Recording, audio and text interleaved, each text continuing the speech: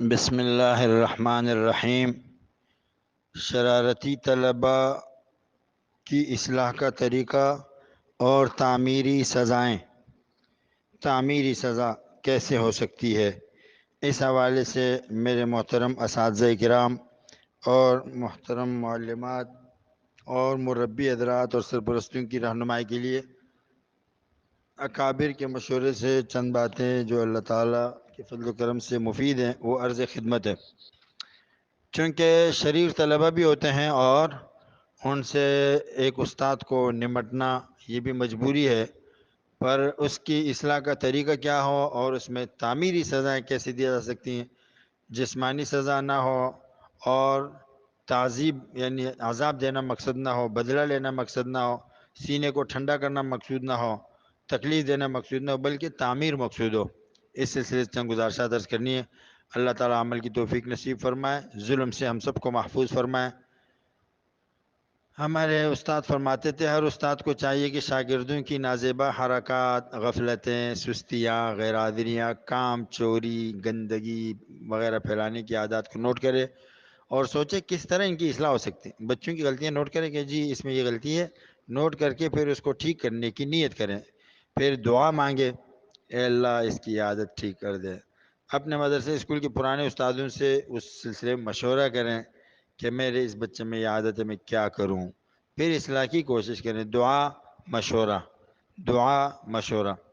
اگر کسی طالب علم کے بارے میں سزا ہی تجویز ہو جائے تو سزا دینے میں بھی اس کا خیال رکھیں کہ سزا غصہ اتارنے کے لیے نہیں، طالب علم کی اصلاح کے لیے دینی۔ ماہرین لکھتے ہیں شاگردوں کو ایسی سزائیں دی جائے جن سے تأدیب یعنی ادب سکھلانا مقصود ہو، تہذیب یعنی تہذیب مقصود ہو، تعذیب یعنی عذاب دینا مقصود نہ ہو۔ شاگرد مہذب بنے، مؤدب بنے، ادب والے بنے، تکلیف دینا تھوڑی مقصود ہوتا ہے۔ ہاں تکلیف تو حیوان کو بھی نہیں دینی ہے، انسان تو انسان ہے۔ انتقام کا جذبہ بھی نہ ہو، ان پہ رحم کرنا مقصود ہو، ظلم کرنا مقصود نہ ہو۔ لکھا ہے کہ ایک بڑے اللہ والے استاد تھے، وہ کسی شاگرد کو سزا دے رہے تھے، کسی غلطی پر سزا دے رہے ہوں گے۔ شاگرد کہنے لگا استاد جی اللہ کے لیے معاف فرما دیں، تو استاد نے کہا جی اللہ ہی کے لیے تو سزا دے رہا ہوں، تیری اصلاح ہو جائے تاکہ اللہ کے لیے اچھے بندے بن جاؤ۔ یعنی سزا میں بھی مقصود تھا کہ اللہ راضی ہو، ظلم مقصود نہ ہو۔ لکھا ایک عام کوتاہی جو بچوں میں ہوتی ہے وہ ہے بہانہ بازی۔ طلبہ بہانہ بناتے ہیں تو استاد کو غصہ آتا ہے، سمجھتا ہے کہ مجھے بیوقوف بنانے کی کوشش کر رہے ہیں، غصے میں آ کر 2-3 ڈنڈے لگا دیے، ہاتھ جڑ دیا۔ حالانکہ اس طرح بچے کی اصلاح نہیں ہوتی بلکہ ڈٹائی پیدا ہوتی ہے۔ اس مسئلے کا صحیح حل تعمیری سزا ہے۔ تعمیری سزا کیسے دیں گے؟ مثلا آپ نے گھر کا کام دیا اور وہ بہت اہم تھا، اگلے دن کاپیاں جمع کرنے کا وقت آیا تو 2 بچوں نے کہا ہم نے واقعی کام کر لیا ہے مگر ہوم ورک کی کاپی گھر پر بھول آئے۔ اب یہ استاد کا کام ہے کہ چہرہ پڑھنے کی کوشش کریں کہ واقعی کاپی گھر بھول آیا ہے یا بہانہ بازی کر رہا ہے۔ اگر گھر بھول آیا ہے تو بریک میں، پی ٹی کھیل کے پیریڈ میں یا چھٹی کے بعد وہی کام کروائیں۔ جو کام گھر میں کرنے کا تھا وہ 10 یا 15 مرتبہ لکھوائیں۔ جتنا ممکن ہو سکے کلاس میں کرے، باقی گھر سے کر کے لائیں۔ دونوں صورتوں میں بچوں پہ کیا گزرے گی؟ جس سے کاپی گھر بھولنے کی غلطی ہوئی تھی وہ تو خوب پچھتائے گا اور دل میں انشاءاللہ یہ عہد کرے گا کہ کچھ بھی ہو جائے اسکول جانے سے پہلے اپنا بستہ ضرور دیکھوں گا اور اس لاپرواہی کو ختم کروں گا۔ اور جس شاگرد نے بہانہ بازی کی تھی اسے جب بھی لکھنے کا حکم ملے گا تو اس کی حالت پٹائی اور تھپڑ کھانے سے کہیں زیادہ خراب ہوگی۔ پٹائی کا احساس چند منٹوں تک رہتا ہے اور تعمیری سزا کا احساس پورے دن یا کم از کم چھٹی تک رہے گا۔ مضمون 10 یا 15 مرتبہ لکھنے کو دے دیں کہ بہتر لکھائی کے ساتھ صاف ستھرا کر کے وقفے میں لکھو اور بقیہ گھر سے لکھ کر لانا۔ جب اسی وقت لکھنے کو کہا جائے گا تو اب شاگرد بہت پچھتائے گا کہ ہاتھ بھی دکھا، چھٹی بھی بند ہوئی، کوئی چیز کھانے کو نہیں ملی، دوستوں کے ساتھ کھیلنے کا موقع بھی نہیں ملا۔ اب غور کیجئے اس ایک چھٹی بند ہونے کی مشقت کے کئی فوائد حاصل ہوں گے۔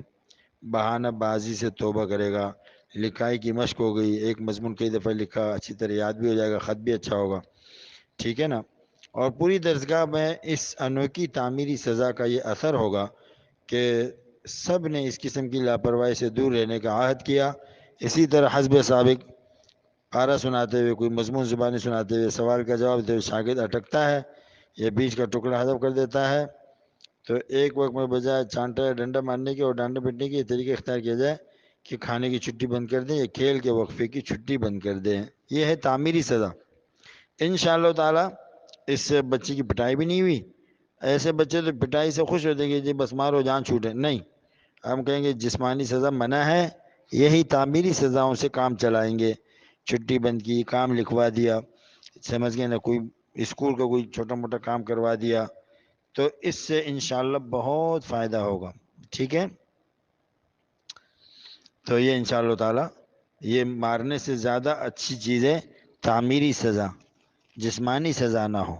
ٹھیک ہے، تو انشاءاللہ تعالی اس سے بچے بھی اللہ نے چاہا ٹھیک ہو جائیں گے. اور تعمیری سزاؤں کی اور بھی صورتیں ہو سکتی ہیں. تعمیری سزاؤں کی اور بھی صورتیں ہو سکتی ہے.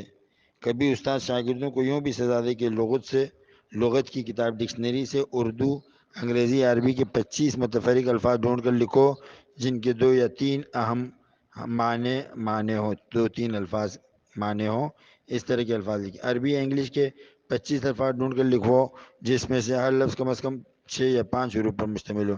کبھی یوں کہہ دے کہ آج چھٹی اس وقت ملے گی جب 20 سطروں پر مشتمل مضمون لکھو. مثلا میری امیدیں اور توقعات کے عنوان پر مضمون لکھو، یا ہمارا اسکول، ہمارا مدرسہ، اس پر مضمون لکھو، یا کسی اور مضمون پر کوئی مضمون لکھو.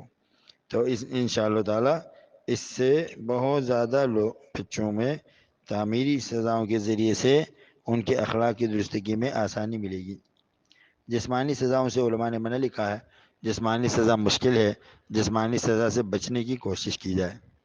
ہاں، جسمانی سزا جس سے بچے کو چھڑی سے نشان لگ جائے اور زیادہ لگ جائے، تو یہ ساری چیزیں شرعاً بعض دفعہ مواخذے کے زمرے میں آتی ہے.